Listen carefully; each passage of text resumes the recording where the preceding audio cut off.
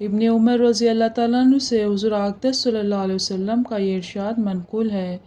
کہ حسد دو شخصوں کے سوا کسی پر جائز نہیں، ایک وہ جس کو حق تعالیٰ شانہ نے قرآن شریف کی تلاوت عطا فرمائی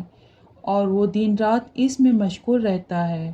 دوسرا وہ جس کو حق سبحانہ تعالیٰ نے مال کی کثرت عطا فرمائی اور وہ دن رات اس کو خرچ کرتا ہے۔ یہاں حسد سے مراد وہ برا حسد نہیں جس میں انسان چاہے کہ دوسرے کی نعمت ختم ہو جائے،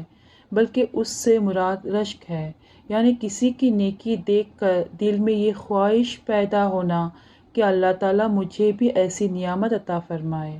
تاکہ میں بھی نیک کام کر سکوں۔ پہلا شخص وہ ہے جسے اللہ تعالیٰ نے قرآن پاک کی نعمت عطا فرمائی، وہ دن رات قرآن مجید کی تلاوت کرتا ہے، اس کو سمجھنے کی کوشش کرتا ہے، اس پر عمل کرتا ہے اور دوسروں تک بھی اس کا پیغام پہنچاتا ہے۔ ایسے شخص کو دیکھ کر ایک مومن کے دل میں یہ جذبہ پیدا ہونا چاہیے کہ کاش ہمیں بھی قرآن سے ایسی محبت نصیب ہو جائے۔ دوسرا شخص وہ ہے جسے اللہ تعالیٰ نے مال و دولت عطا فرمائی اور وہ اس مال کو اللہ کی رضا کے کاموں میں خرچ کرتا ہے،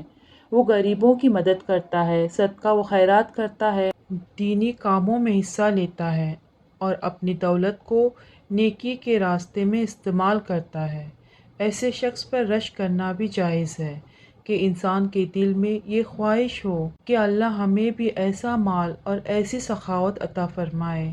اس حدیث پاک سے یہ سبق ملتا ہے کہ انسان کو دنیاوی چیزوں پر حسد نہیں کرنا چاہیے، بلکہ نیکی، قرآن سے محبت، عبادت اور اللہ کے راہ میں خرچ کرنے جیسے اعمال میں آگے بڑھنے کی کوشش کرنی چاہیے۔